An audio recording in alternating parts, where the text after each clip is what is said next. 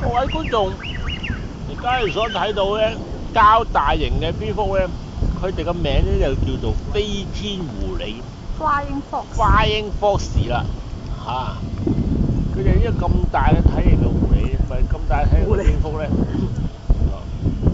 係食生果嘅，大家可以放心，係吸血嘅。啊，係。佢飛咗走㗎咯喎！飛晒果後喎。係咯。飛晒海度喎，唔知做咩咧？不過後邊仲有啲會嚟緊嘅。係啊，嚟緊。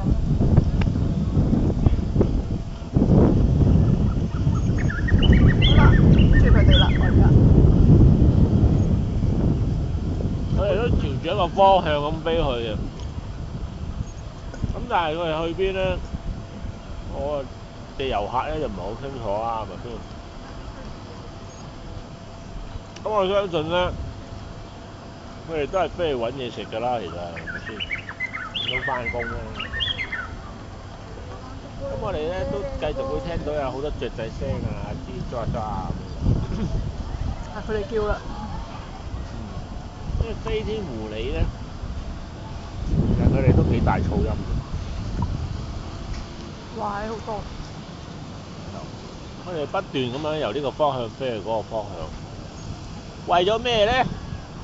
唉，都係為揾食嘅啫。啱啱飛咗隻下部飛過去。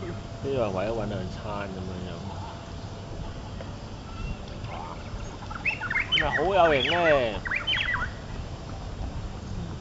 介紹完未啊？飛天狐狸報導完畢。